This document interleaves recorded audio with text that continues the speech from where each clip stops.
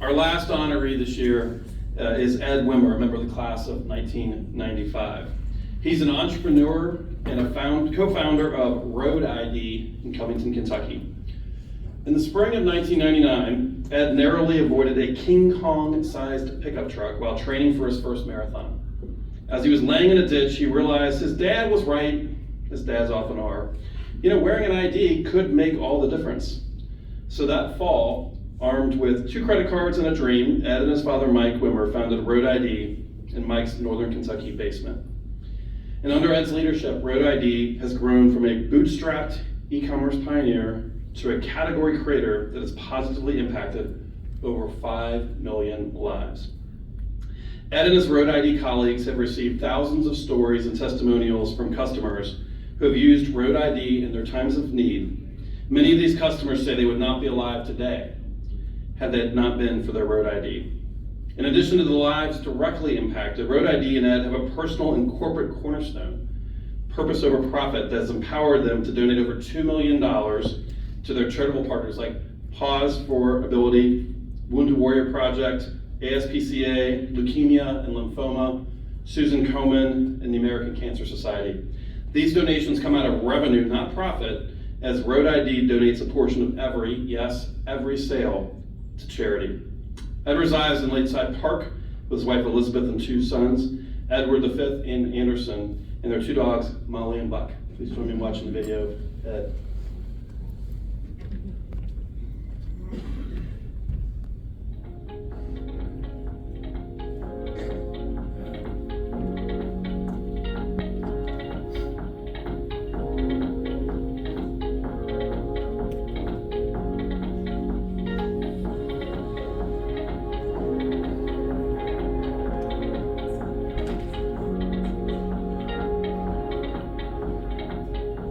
Months after completing the marathon, my father and I launched Road ID from his leaky basement in Northern Kentucky. His concern for me and the reality of that ditch gave birth to an idea, and that idea quickly turned into a mission of saving lives. Nearly every day at Road ID, we receive a success story from everyday folks just like you. Stories range in scope, on the less serious end.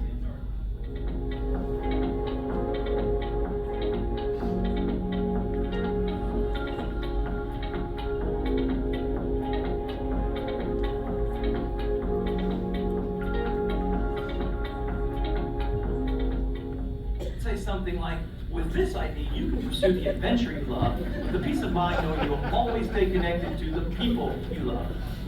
How reliable is Road ID, you ask? Again, stellar question. Your hair looks great today. This guy knows. I'm happy to report every ingredient is guaranteed for life, and we've racked up over 100,000 5-star reviews. Damn!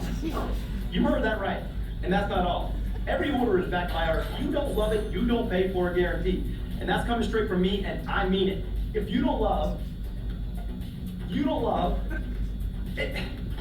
Mike, come on. You're supposed to go to camera 1 for that. You're butchering the script. Proliferating peace of mind across the globe. It's planet. Jeez, man. This is terrible. You can work with this guy. Actually, I thought the alliteration was awkwardly aggressive. I mean, come on. Who talks like that?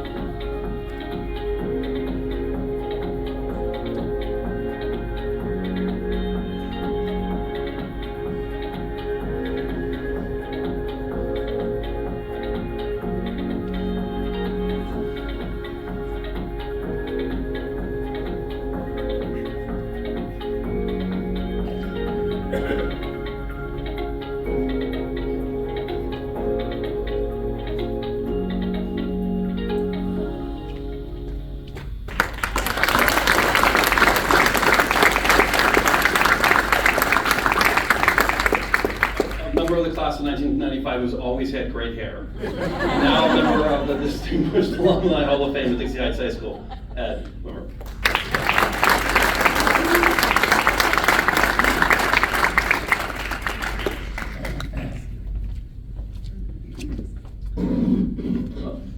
pointer to whoever puts this organization on and schedules the speakers.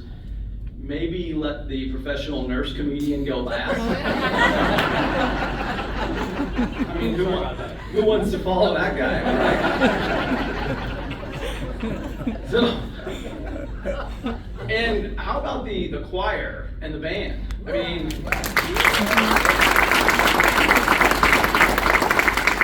had I not been preoccupied by giving a talk tonight, I might have shed a tear. I know my wife actually did shed a tear during my old Kentucky home, so very, very cool to have been a part of that. But I'm going to take you on a journey. So picture with me for a second.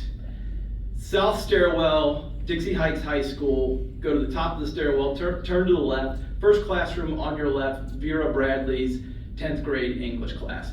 You walk through the door, turn left, there's a row of desks. 3 desks back is where I'm sitting.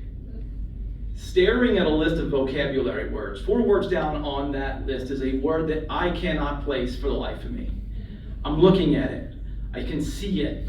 I know it's a word, otherwise it wouldn't be on the vocabulary list.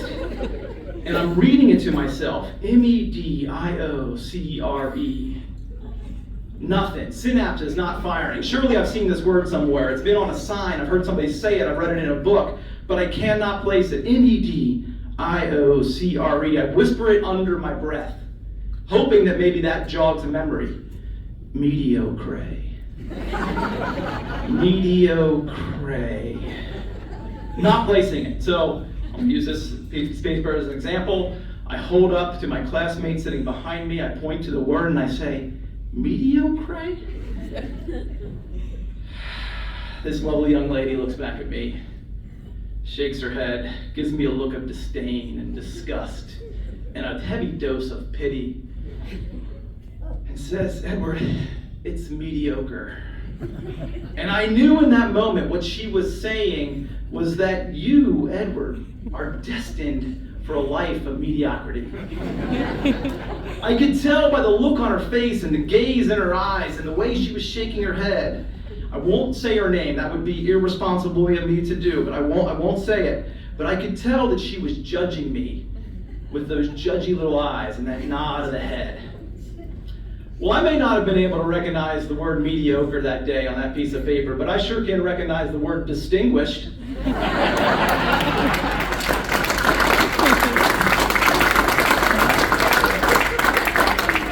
So how do you like that, Sarah? I should have invited Sarah here tonight. That would be great. Would have my own Phil Collins moment right up here.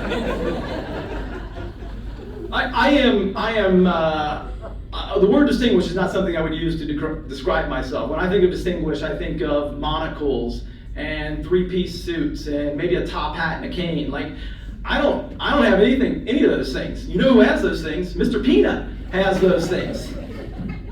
Never mind the fact he doesn't have pants, but that is a distinguished individual. I do not consider myself in that same category. I'm assuming he and the Monopoly guy spend their weekends together having a good time.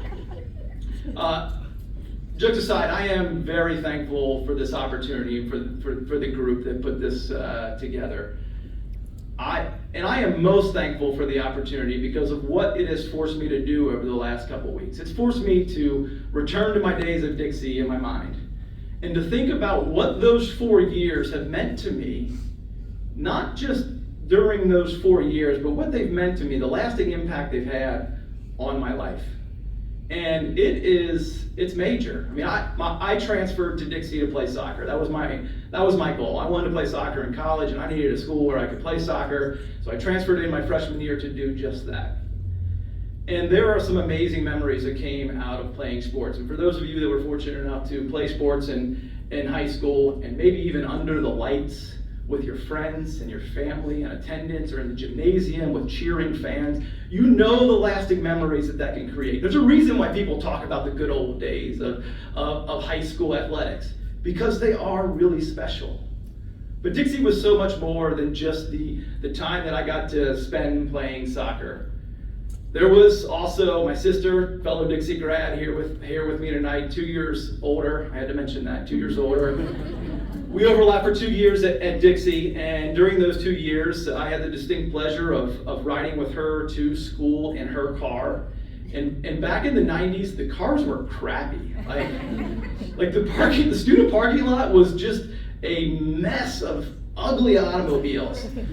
My sister, however, had the ugliest. A pea yellow 1982 Plymouth Horizon that I believe my father and my great uncle bought from a junkyard. They probably spent about $73, $74 fixing it up. Proudly handed the keys to my sister so that she could drive us to school. And driving in that car was an exercise in agility. Like you would, not because the car was going to break down or the wheels would fall off, but they did. The wheel actually fell off, but because you really didn't want anybody to see you in that car.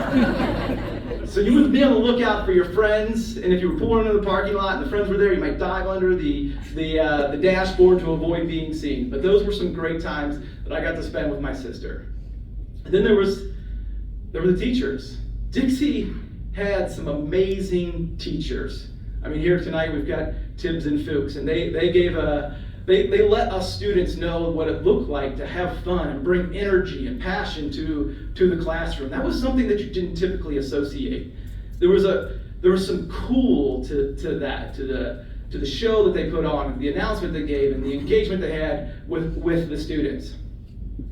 But there was an underlying tone of cool with a teacher named Rick Rabbie. Like, that guy was stealthy cool. Yeah, I mean, he was legit cool. Like, quiet, unassuming, and just absolutely brilliant. Now, something was wrong because I didn't pass my AP English or AP American History test, so something wasn't quite right. But that guy was brilliant. Then I was also fortunate enough to have a teacher like Chelsea Bohan, later became Chelsea Shear. When she started teaching AP English to us, she was only a few years older than we were. And I'll never forget the very first assignment that she gave us. She told us to write a 5-paragraph essay on the first paragraph of Willa Cather's My Antonia. A 5-paragraph essay on 1 paragraph of content made no sense to me. I think I actually laughed out loud when she gave us the assignment. But she was serious. There was no joke that we had to write a 5-paragraph essay on 1 paragraph of content. And I credit her teaching in that class with instilling in me a love of writing that I use today in my professional life. That 5-paragraph essay and the multitude of 5-paragraph essays that followed helped instill in me a passion for writing, as well as the confidence to do so. And then I'm going to move on. I'm going to talk about the students. I was so fortunate to have a group of students that not only challenged me on the soccer field, they challenged me in the classroom, they challenged me in my personal life. Like, students that wouldn't just let me be me, that saw something that could be better. They brought out the best of me, and they challenged me to be better tomorrow than I was today. Some great friends that I still have today. Some of them are here in attendance, and I'm so thankful that they made it out.